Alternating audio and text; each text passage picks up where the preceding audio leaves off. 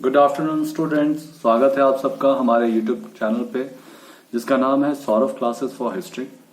आज मैं MA semester third के पेपर CC7 से, जिसका नाम है socio religious movement in India, आज इससे एक बहुत ही इम्पोर्टेंट टॉपिक आप लोगों के लिए लेकर आया हूं, जिसका नाम है शैव धर्म।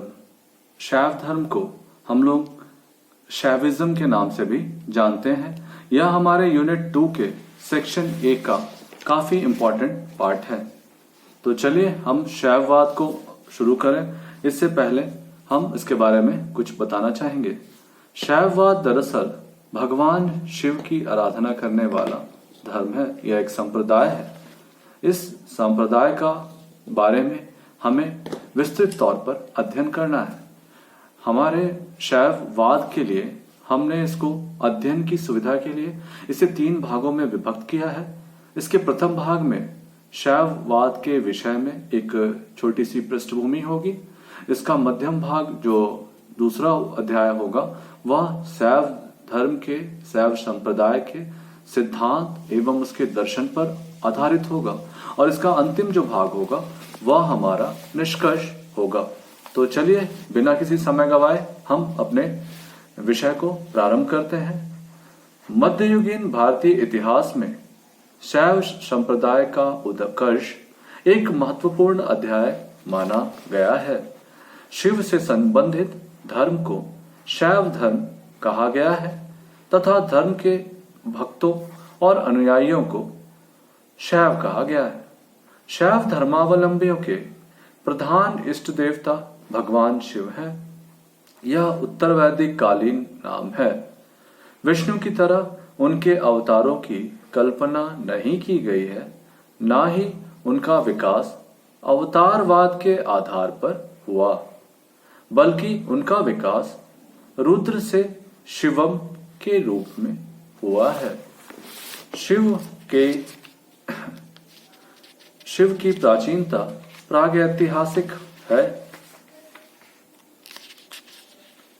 नवपाषाण युग में अनेक जातियों की भूमि की उर्वरता के लिए लिंग पूजा की जाती थी।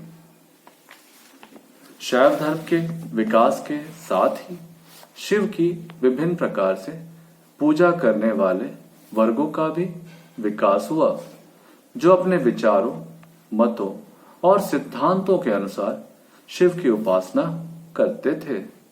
धीरे धीरे ऐसे उपासकों को पृथक वर्ग बन गए, जो स्वतंत्र शैव संप्रदाय के रूप में प्रतिष्ठित हुए। शैवगम में ऐसे शैव संप्रदायों की संख्या 4 बताई गई है। पहला शैव, दूसरा पाशुपत, तीसरा कापालिक और चौथा कालमुख है। वामन पुराण में भी शैव धर्म के ये 4 संप्रदाय विभक्त किए गए हैं। अब हम इसकी पृष्ठभूमि के पश्चात शैव सिद्धांतों के विषय में चर्चा करेंगे, उनके सिद्धांत और उनके दर्शन के बारे में। तो इस मत के अनुयायियों की दृष्टि से सृष्टि अथवा जगत के 3 रत्न हैं। पहला शिव, दूसरा शक्ति और तीसरा जो है वो है बिंदु। कर्ता शिव है, करण शक्ति और उपादान बिंदु। अतः शैव सिद्धांत के ये 3 रत्न हैं, जो इस मत के समर्थकों को ज्ञान की प्राप्ति में सहायक होते हैं। शिव को 2 शक्तियां हैं, समवायिनी और परिग्रह रूप। समवायिनी शक्ति निर्विकार और है तथा परिग्रह रूपा शक्ति अचेतन और परिणामशालिनी है, जो बिंदु कही जाती है। बिंदु भी 2 प्रकार की है, शुद्ध और अशुद्ध। शुद्ध बिंदु महामाया है और अशुद्ध बिंदु माया। दोनों भिन्न जगत के उपादान कारण है। महामाया सात्विक जगत की और माया प्राकृतिक जगत की। इस मत में 4 पाद और 3 पदार्थ अर्थात विद्या, क्रिया, योग और चर्या 4 पाद हैं तथा पति, पशु और पाश 3 पदार्थ। इन 3 पदार्थों का विश्लेषण हम करेंगे। सबसे पहले हम इसके जो प्रथम पाद है वो है पति, उसके विषय में बताएंगे। पति का अर्थ शिव के लिए किया गया है जो स्वामी का प्रतीक है। शिव सर्वज्ञ है, स्वतंत्र और ऐश्वर्य संपन्न होते हैं। वे सर्वदृष्टा और कर्ता होते हैं। अर्थ ज्ञान और क्रिया शक्ति का समन्वित रूप उनमें निहित होता है। उनका कर्मफल रूप शरीर नहीं बल्कि उनका शरीर शक्ति रूप है। पंचमंत्र मंत्र में ईशान, तत्पुरुष, घोर, कामरूप, सदोजात सम्मिलित है। ईशान मंत्र शिव का मस्तिष्क है, तत्पुरुष मुख, घोर हृदय, कामदेव गुहांग तथा सद्योजात पाद। प्रधानता उनके 5 कार्य बताए गए हैं, जिसमें सृष्टि, जिसको हम लोग उद्भव कह सकते हैं। दूसरा पालन, इसका अर्थ स्थिति से है। तीसरा संहार, जिसका अर्थ आदान है। चौथा जो है आपका वो है तिरोभाव, जिसे हम आवरण कहते हैं। और 5वां प्रसाद है, जिसे हम अनुग्रह भी कहते हैं। शिव की 2 अवस्थाएं हैं, लयावस्था और भोगावस्था। शिव की लयावस्था वह है जब शक्ति समस्त व्यापारों को समाप्त कर केवल स्वरूप में रहती हैं, तथा शिव की भोगावस्था वह होती है जब शक्ति के कारण बिंदु कार्य उत्पादन करता और शिव के ज्ञान और क्रिया में योग प्रदान करता है। शिव के 4 अंग बताए गए हैं। पहला मंत्र, दूसरा मंतेश्वर, तीसरा महेश्वर और चौथा मुक्त। इसी प्रकार इसका जो दूसरा पाद है वह है पशु। पशु में हम देखते हैं कि पशु का व्यवहार जीवात्मा के लिए किया जाता है, जो अणु, जिसे हम सूक्ष्म भी कहेंगे, सीमित शक्ति से समन्वित और परिचित्र है। वह नित्य, अनिष्क्रिय और सर्वव्यापी है। पाश अर्थात बंधन के हट जाने पर वह शिव रूप होकर ज्ञान शक्ति और क्रिया शक्ति से संपन्न हो जाता है। अतः मुक्त और बंधनहीन जीव शिव है।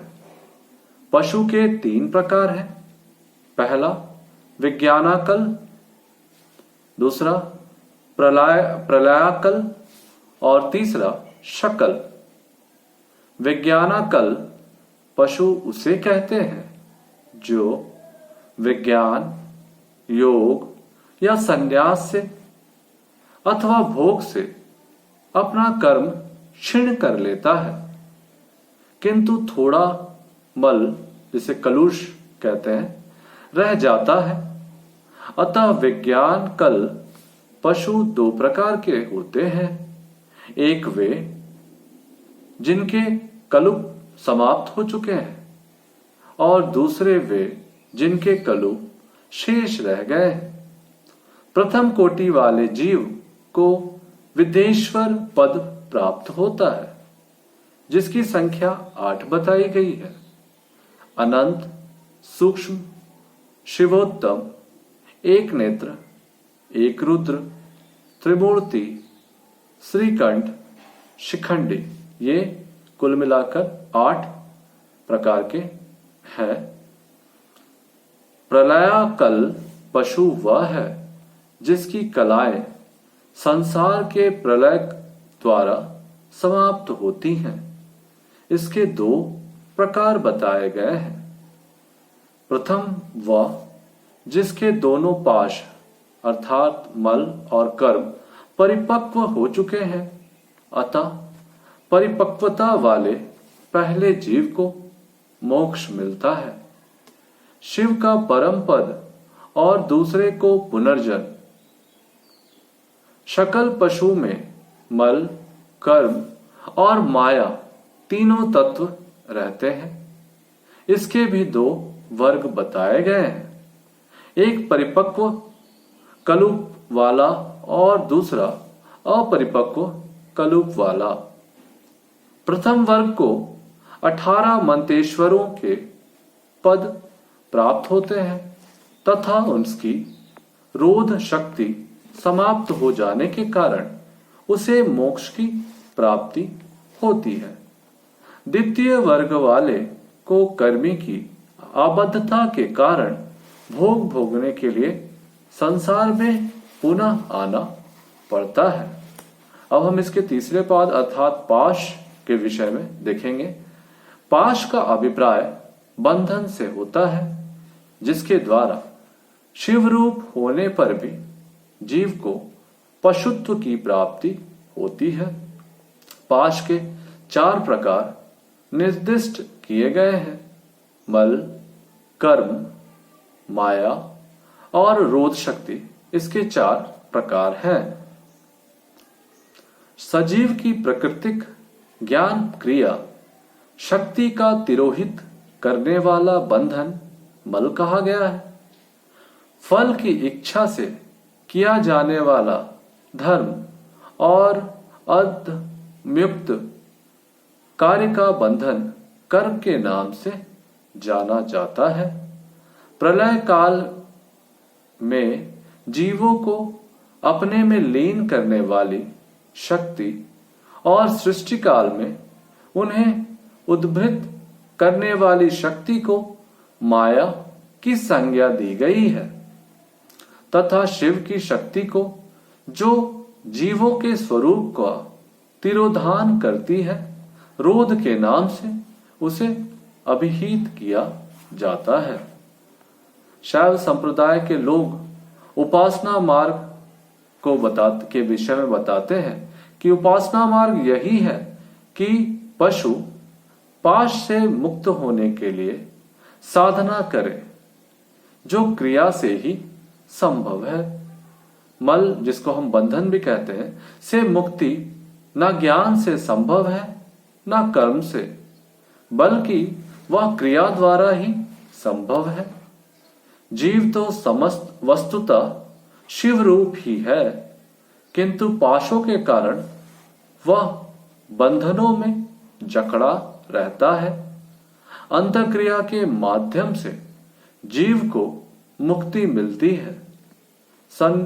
संध्योपासन, मंत्र सिद्धि, पूजा, जप, हवन, आनंद भूति के लिए नैमित्तिक कर्म आदि क्रिया से संबद्ध है, जो शिव की उपासना अथवा साधना का मार्ग होता है, जिसके अनुगमन से जीव पाशों से मुक्त होकर शिव बनता है। साधक को शिव स्वयं आचार्य बनकर दीक्षा देते हैं और सांसारिक मोह माया से मुक्ति दिलाते हैं। इस प्रकार शैव धर्म में शैव संप्रदाय के अनुयायी अपना उपयुक्त साधना मार्ग को ही अपनाकर परम तत्व शिव की प्राप्ति की कामना करते हैं। इस प्रकार से यह हमारा शैव सिद्धांत और दर्शन है।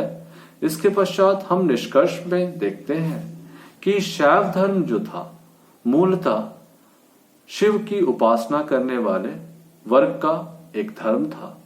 इसमें धर्म के अनुसार साधना को, महत्व को विशेष बल दिया गया है।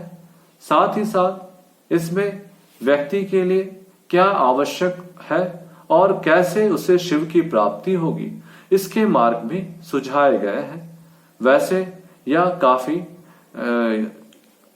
काफी कठिन और जटिल है, परंतु इसका विकास प्राचीन काल से अर्थात वैदिक काल से ही देखा जाता है, जिसका क्रमशः हर कालखंड में विस्तार हुआ। मध्यकाल के दौर में जब भक्ति आंदोलन की धारा बह रही थी, तब शैव संप्रदाय भी अपना विकास करता हुआ आगे बढ़ रहा था और निरंतर लोगों में इस संप्रदाय के बारे में ज्ञान प्रदान करता रहा। इसने लोगों को शिव से जोड़ने के लिए साधना को सर्वोत्तम आधार बताया और साथ ही साथ शिव की आराधना के माध्यम से मोक्ष की प्राप्ति के द्वार खोले। इस प्रकार से हम अपने विषय को अभी यहीं विराम देना चाहेंगे। हम फिर अगली क्लास में आपके साथ एक नए विषय के साथ उपस्थित होंगे और मैं ये कहना चाहूँगा कि यह विषय आपको थोड़ा क्लिष्ट अवश्य लगेगा, लेकिन अगर आपको इससे संबंधित कोई सवाल होंगे तो आप मुझे मेरे कमेंट सेक्शन में लिखकर भेज सकते हैं। मैं आपके सवालों का जवाब अवश्य देने की पूरी कोशिश करूंगा। और आज के लिए बस इतना ही। मैं अपनी वाणी को यही विराम देना चाहूंगा।